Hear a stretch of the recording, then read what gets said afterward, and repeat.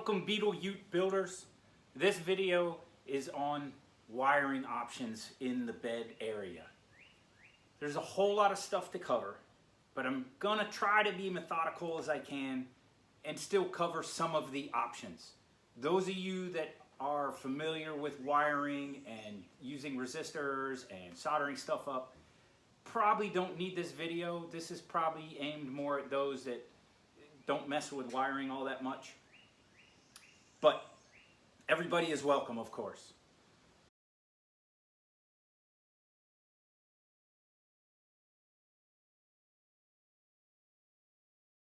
The one main thing that everybody's going to have to worry about wiring on is taillights. But then that breaks down into two categories. If you're going to use a tail light, not the tail light with the kit, all right, not the little round 2-inch pucks that come with the kit, but you're going to do another light that has an independent turn signal and brake light. Really all you have to do is tap into the existing wiring for the lights that you're putting on the kit. But that's probably not very many people. Most of the aftermarket lights that people are going to use are a brake light and turn signal as one filament. So that's why Mark includes this 5-wire to 4-wire converter, right, which is actually for wiring up trailers in the kit. And this does the ticket. This works out real well. We're going to have to combine that 5 wires into 4 wires using this converter that comes with the kit. And it's fairly simple. There's directions here on, let me get that on there, all right. Focus, are we gonna get a focus? I don't know if we're gonna get a focus. But that gives you the connections there. So that goes to the car, and this says to trailer, but really that's gonna be to your new lights, right? The lights that you're adding. So 5 wires come in because there's an independent turn signal, and 4 wires come out. So that's pretty easy to wire out to your new lights. All right.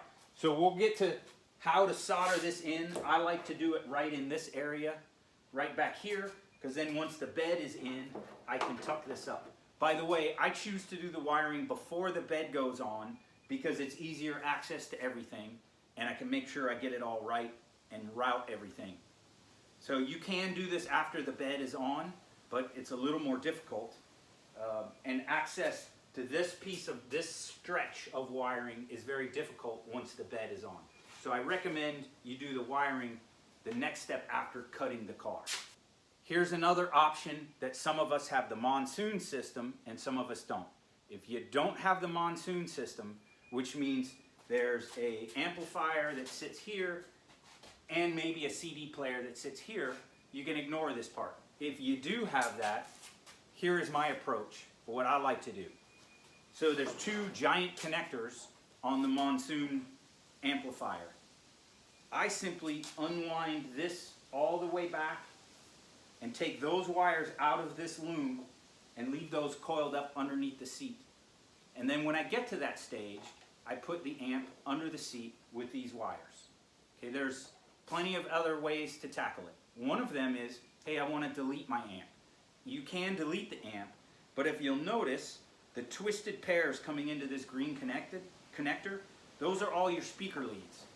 So if you delete your amplifier, you have to rewire all your speakers. Because the radio, in the monsoon system, the radio sends the sound back to the amp amplifies it, and then sends it out to the 6 or 8 channels, however many speakers there are in the system. So all of those speaker leads come out of this connector. So you can delete the amp, but I find it's easier just to tuck it up under the seat than to rewire all those speakers. It's up to you how you want to do it. A aftermarket radio will work fine with this amp, but you're probably going to need a little help with that wiring. If you are interested in that, I recommend you just go to Crutchfield. You put in your year of car and say with monsoon system and look at aftermarket stereos. They'll tell you all the extra little bits you need to include, it's about $30 if I remember right, a wiring harness adapter for the monsoon system so that it all still works. And the amplifier is actually a pretty good system. The sound is very nice. All right, if you have the CD changer, that plug normally sits right here. And that is, where is my, here it is. Normally it routes up over this support that later on we'll have to dent in. And I don't know, what is that, 16 lead, I think? It's a 12 pin connector. I personally delete the CD players unless who's ever going to end up with a car, I'm sorry, the CD changer. It's I believe it's a 6 or 8 CD changer. Very few people use CDs anymore, so nobody really misses it. And I really like the Bluetooth adapter that you plug into the factory stereo, but it doesn't allow you the use of the CD player anyway. You unplug the CD leads out of the back of the factory stereo and plug in this Bluetooth adapter, and then your phone plays and you can listen to Pandora or your musics or your iTunes or whatever you got on your phone. And that's a pretty cool system. So in general, I delete this. If you want to keep the CD changer, do the same thing as you're going to do with the monsoon system, or with the amp leads. As you're unwinding that loom, take that section and bring that into the cab and just set it under the seat next to the amplifier, and that will solve that issue. Unwinding that loom is kind of a messy job because everything's very sticky and you're taking off a lot of tape. There's a million different ways you could do it. You can just unwind the tape. That takes you a little while. I prefer to cut it, but you have to be very careful when you're cutting it that you are not cutting a wire. If you nick a wire, then that circuit may not work, and coming back and finding that can be a headache. So I recommend against using a knife to cut through all that tape. I like to use a small scissor, kind of like a cuticle scissor, and that way I can control it and be very careful not to snip a wire. But even with the scissors, you still got to be careful as you're going. So you'll see that I'm being very careful.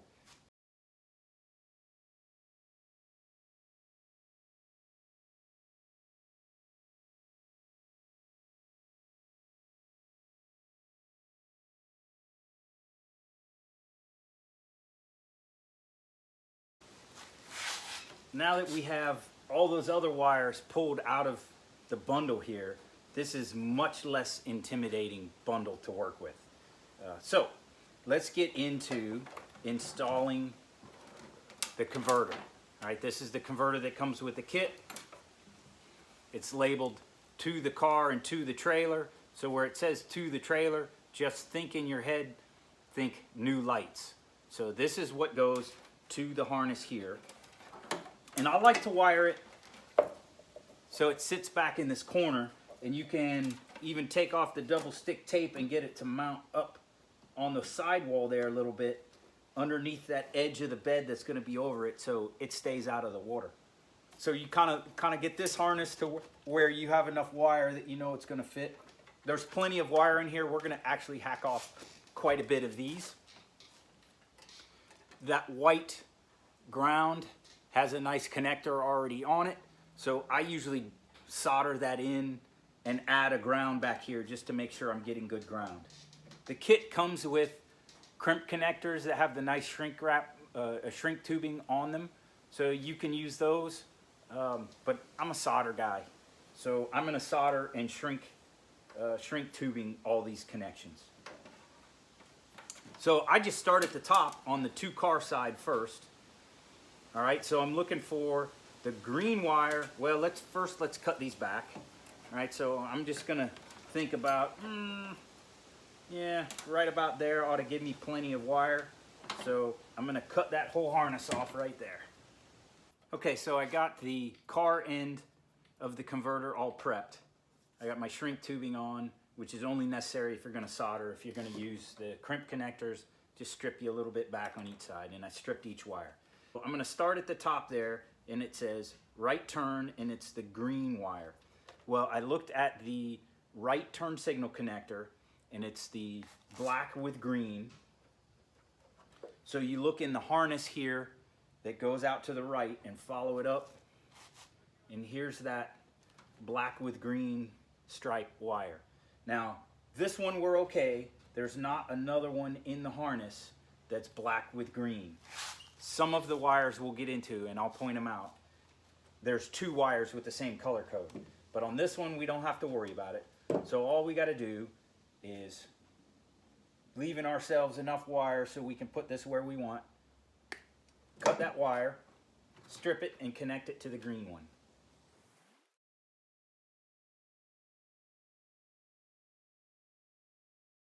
So that's the first wire. The second wire is the red going into the converter, and that is the stop. So we know these 2 red and blacks coming back here, because I've looked at both sides. One of them goes to the right and one of them goes to the left, and at this T here. So it doesn't matter which one you cut into. We're going to end up cutting them both on the outbound leg. So we're going to take one that's about the same length here.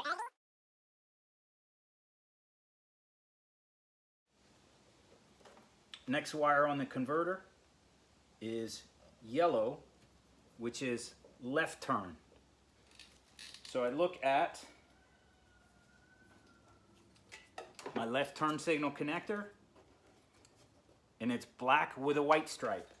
So I look into this harness here for the black with a white stripe. There it is. I look through the rest of the harness. There's not another one, so I know I've got the right one. And I can see that it goes directly through, so I know I've got the right one. So I go ahead and connect those.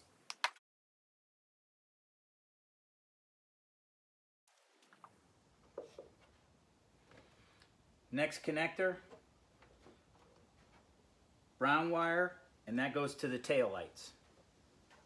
So this one's a little bit tricky, because if you notice, on the marker light, it's gray with black, and on the tail light connector, it's gray with black. So what that means is there's 2 wires in this bundle that are tail lights, and we need to make sure we get the right one, because otherwise you're going to end up with your marker light working and not your tail light working when you cut into this harness to actually wire the lights up. So it's a 50-50 shot, right? So I use my ohm meter. I use my multimeter.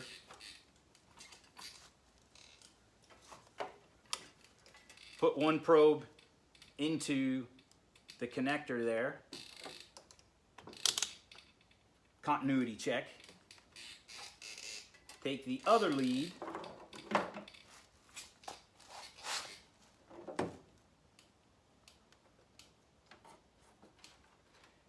And I've already cut one, but you can just stick the tip of your probe, or you can take a pin and stick it in. You want to just, oh, wrong end. You want to check your continuity. There we go, good continuity.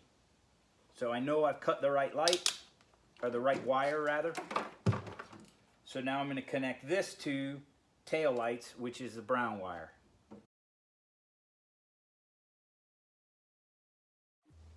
The next connection, and this is the last one on the car end, is the white wire, which is ground. So I like to pull a little trick here, and I use the piece that we cut off that has the grommet on it. That's not really called a grommet, but... And I make a 3-way connection here. Right there is a bundle here of 1, 2, 3, 4, 5, 6, 7, 8, 9, 10, 11. There's 12 ground wires here that we can choose from. But they all come back to these 2, and this that fastens back to the frame. I would recommend picking one of the big ones and using that. So I'm going to pick the biggest one out of the bundle here and use that. So now we have all the connections done to the car end of the converter. I'm going to pause the camera, go ahead and clean these up, inspect them, make sure they're good, and shrink wrap them. You don't need to watch me with the heat gun. And then we'll tackle this piece. So I got those connections gooped up and shrunk tubing. One little tip for those that are new to trying to make weather resistant connections: before you slide the shrink tubing up, I like to use dielectric grease. You can also use liquid electrical tape. 800% silicone works pretty well too. You goop a little bit of it on there, slide the shrink tubing on, and then as the shrink tubing shrinks, it'll ooze out both ends, kind of makes a mess, but that seals it nicely. Makes a more of a weather resistant, because this area will be exposed to some weather. It's not bad in this compartment, but it will be moisture. So the next step is the light section. All right, and the plug on here you may recognize just as a trailer plug. If you're gonna put a hitch on, you wanna save that pigtail and solder it in as you're soldering in the tail light connections. I'm gonna put a light bar underneath the tailgate on this car, and it has a connector like this to plug in and simplifies the wiring. So I'm gonna cut this harness coming out of the converter, maybe 18 inches there, just long enough so I can have room to get it here, and then solder these wires back in as I'm making those connections, so they'll all be three-way connections. So we'll go ahead and cut that.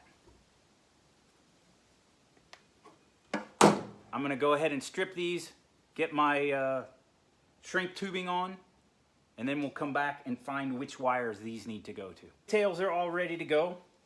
So now I'm gonna go in the same process. I'm just gonna start with the first wire, find what one I need to go to, connect it, and on down the way. So the green wire outbound, which says to trailer, but we're reading that as to the lights. The top wire there is green, and it says to the right stop and turn light, because now that one bulb is gonna function as a stop light and a turn signal. So we have to find the red with black stripe wire that goes to the right hand or the passenger side stop or brake light. So remember, we had that three-way back here, and we cut one of them. Let me move these out of the way. We cut one of them, and that was the one that continues over to the right. So here's our black with red. If you are in doubt, you can use your multimeter and check it at the terminal. So we're gonna connect that one.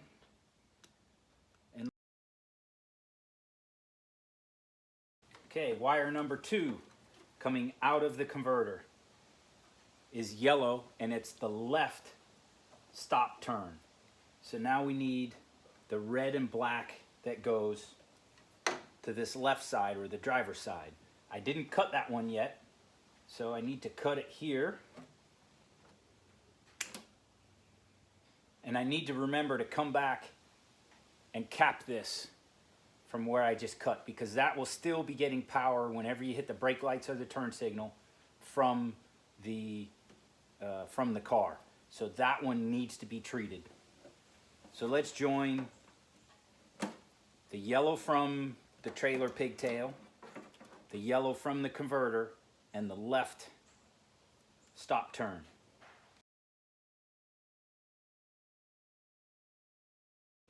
So the next wire is the brown, which says tails. Now this is a little bit more tricky, because you have two separate tail lights and you don't have one wire going to both of them. So we have to bring a wire from the right tail light and a wire from the left tail light. We clipped the wire from the left tail light to give the input signal to the converter. So we know that this gray with the black stripe here goes to the left tail light. Remember, we used the ohm meter to double check that. Now we need to find the tail light wire that goes to the right tail light. The problem is there are two wires here. It's gray with a small red stripe, because the marker light and the tail light on the right hand side both have the same color code. So there's two wires here and I don't know which one goes to the right hand tail light. So I put my ohm meter into the connector over there on the right hand side of the car. I'm going to take the other lead off my ohm meter, set to ohms. I don't know if you could see it. And now I'm going to pierce the insulation on here to see which one has continuity with the other connector. Oh, and I got lucky, it was the first one.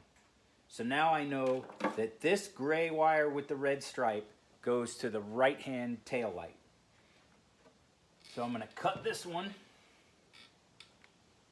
up here a little bit. This is going to be a little bit of a confusing connection because it's actually going to be 4 wires. Let's get the multimeter out of the way.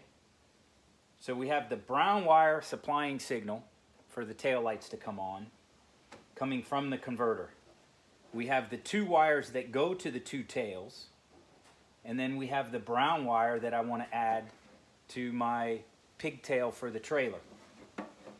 So I'm going to join all 4 of those.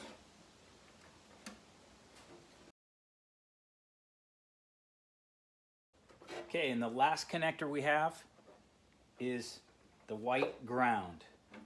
So I mentioned before that I like to overkill on the grounds, and when we bolt in the bed, we're going to have this bolt right here that bolts the rear plate, the rear floor panel of the bed. We're going to put a long bolt and a nut on there. That's going to be a great ground. So I added, from the harness that we took out of the hatch, it had a nice little connector ground wire that I can fit onto that new bolt when I get to the grounds. So I added that through my shrink tubing here. So when we're all done, I can ground that here. So now I have 3 wires to connect for the ground.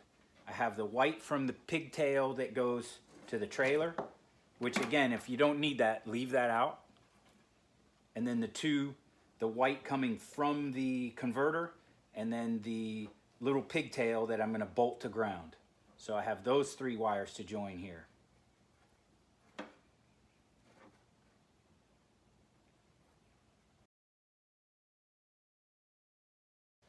So now we have all our connections made. One thing I forgot to mention, if you're using LEDs and the kit lights are LEDs, you're going to get hyper flash on your turn signals. They go tick, tick, tick, tick, tick, really fast instead of the normal tick, tick, tick, tick, because you're using LEDs, which is such a low draw. So to combat that, there's a couple different ways to fix that hyper flash. One is to put a resistor in. And I should have mentioned this when we were soldering the inbound wires. If you're gonna solder in resistors, I recommend doing that on the inbound side of the converter, because you only need the resistor on the turn signal. You need to add a load to the turn signal to slow down that flash. So I would add that to the right turn and the left turn, which is the inbound green and yellow wires. If you're going to use the resistor method, you have to put a resistor from this joint to ground. So you can either go to a ground wire, or you can put a pigtail on your resistor that then when you put the ground back in, and you need one on each of those. Remember that those resistors are going to get really hot when the turn signals are on. So when you're laying your wire where you want it to be, you need to mount those resistors somewhere where they won't end up in the harness, or they'll melt through the other wires in the harness and short out all your lights, which is a bummer. My preferred technique is to get the anti-hyperflash hazard switch from a guy on Facebook named Matthew Litke. He does beautiful electrical work for Mark IVs and Mark Vs and even Mark VIs. So if you search on Facebook, Clusters by Litke, he sells them for the, and there's two types of switches in the Beetles. The 99 to 05 has the vertical switch that's underneath the radio in that lower panel. And the 06 to 010 have the triangle switch that's up on the dash. So make sure you order the right one, and they're different prices. Or you can remove yours and send it to him, and he'll charge you 15 bucks to fix it and send it back to you. That's the way I prefer. It's a whole lot cleaner. You're not worried about the resistors back here melting through anything. You're not worried about getting the right size resistors. Can they handle the load, etc. So I prefer the anti-hyper flash switch. The VWs are weird that it doesn't have a relay. Like most cars just have a relay that you plug in for your flasher somewhere up under the dash.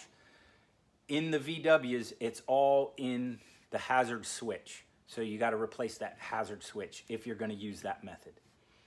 So I'm going to clean these up, inspect them, goop them up, and shrink wrap them, and then we'll come back and go to testing. The last step is to actually wire up the lights. I use a spade connector or a bullet connector on these.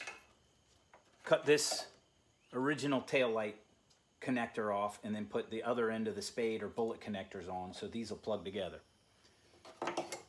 You can cut away your turn signal lead because that's no longer needed. And then for the backup lights, you'll see where they came down, and hopefully you marked them as you were taking them out. Right, so there's my backup light. I'm just going to cut that connector off, strip those two wires, and hook those to the backup lights that I'm going to use. And then the same for the license plate lights. So it's pretty simple at this point. I recommend putting either bullet or spade connectors on instead of hard wiring because you'll need those. But temporarily, just so we can test this now before we go any further, because I really don't want to hook up all those lights until I get the fenders on. And then get them placed, and then I know if I need to extend that harness or I need to cut it back, what have you. So just for testing purposes, I'm going to take the kit lights, and remember the wiring code is different. You've got to plug this in correctly. It will physically plug in the wrong way, but that can blow up or burn out your light. So you got to look for the little negative. There's a negative and a positive cast into the plastic. The negative has to be towards the non-wire end there. Mark's got a little video on it if you need more info. So plug them in, and now you've got 3 leads. Now remember, our wiring coding has changed. And on these lights, red is turn signal and brake, brown is tail, and white is ground. So this is more in line with the wiring code for the harness, for the converter. Brown on the VW is ground, but this brown is actually your tail. So just for testing purposes, I stripped them back a little bit, wound them up real hard, and I'm just going to push them into the connector here so we can turn on the lights and see if these guys are working, if we got our wiring done right. So the red is brake and tail, so that goes to the red with black stripe. Brown is tail light. So that goes on this side, it's gray with a black stripe. And then the white is the ground. So it goes to the middle pin, which is a brown wire on the other end, on the VW end. So just temporarily putting those in there, put a little clamp on here so we can see the light. Remember to hook up your grounds. So I took the ground, I'm gonna have to tilt this down a little bit. I took the ground wire that I added coming out to a stud that's right here. Just put a nut on it, one of the nuts that I had taken off the car, taking the car apart. Remember to clean the paint off, and it's not a bad idea to put a little dab of conductive grease on it. And then the other 2 grounds I temporarily put here for right now. It's basically a riv nut. Remember to take the paint off so it gets a good connection. And just put another one of the little bolts I found. Later on, I'll move that up because if it's on the floor, water will tend to collect and corrode it. So I like to move them up off the floor if possible. It's not that big a deal. There's another stud back in here that you could use. This one I'll probably cut off. when I start fitting, because I think I'm actually going to have to trim this back a little bit. So remember to hook up your grounds, and obviously you got to hook up the battery to the car. I had the battery unhooked while I was cutting the car. So let me go hook up the battery. I'm going to move the camera back so we can see the lights, and we'll give her a quick test. All right, so everything is set up. I hooked in my little light strip that's going to go underneath the tailgate here into the plug that I wired in. That's basically, it's a trailer plug. So I get to test that at the same time. So left tail light and stop turn, right tail light, stop turns. So let me go turn it on and see what happens. Keep your fingers crossed. All right, turn the lights on. And there we have it, all right? Left tail light, right tail light. By the way, the markers are still working if you want to add markers.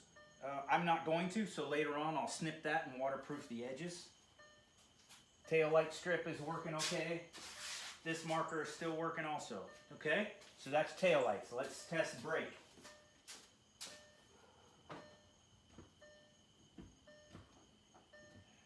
Everything seems to be working. So key on, and let's try the turn signals.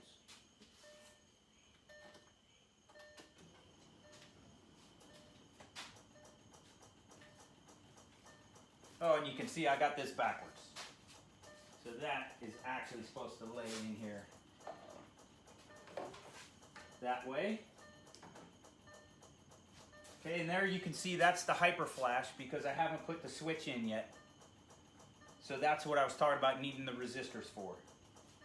Let's try the right turn signal.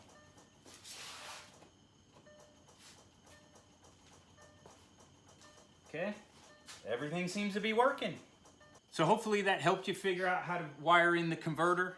The rest of it is just putting bullet connectors or spade connectors that you can get anywhere. I would recommend getting the weather resistant ones that have the kind of like this pink stuff on the crimp connectors that come with the kit.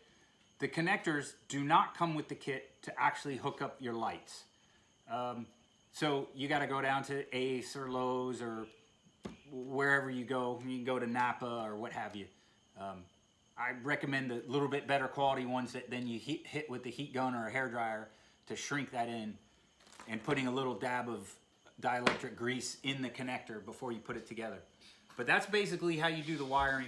Now I just got to loom this all back up and tuck it away and then run that wiring up underneath the carpet. So there's a lot of little custom options you can run off of this. I'm not going to attempt to cover those all. If you follow on the Facebook tech support page, the Smyth Performance tech support page, everybody posts with the little things that they do about how they ran the bed lights and what have you. I'll probably make another video on that later on. But for right now, this will get you the main part. I recommend doing this wiring and then re-looming this before you put the bed on. It's just better access. Okay, afterthought. I thought you might want to see it all loomed back up. So obviously I've loomed up the cross. I took these little clips that were on there, opened them up a little bit so the loom fits in them, tucked them up out of the way. And when that rear floor panel goes on, that will cover this and you won't see that. For the license plate lights, right, they used to come through a grommet that was right here, but we've cut that out. So I punch a hole in this grommet here once I cut those connectors off and push the wires through that grommet, and that brings it out just under the bumper here, right there, and that's a pretty convenient place to bring those out. Tuck all this up in the corner there. You can put it up on a little block if you want to keep it up out of the water a little bit, but that corner ends up being pretty protected. And then it's loomed all the way back. I still have to move that ground there. I'm going to just move it up here. If you are going to do a hitch, or you need to bring that trailer plug out, you can do that same thing, go through that same grommet. I'm going to bring it up in the corner here where it'll connect to the lights that run across the top of the roll pan there. Anyway, that's what it looks like, all buttoned back up, and things are a little bit neater. that's my techniques. Take it or leave it. I hope it helps you. Thanks for watching. As always, I can use a like and subscribe on my YouTube channel. Appreciate it.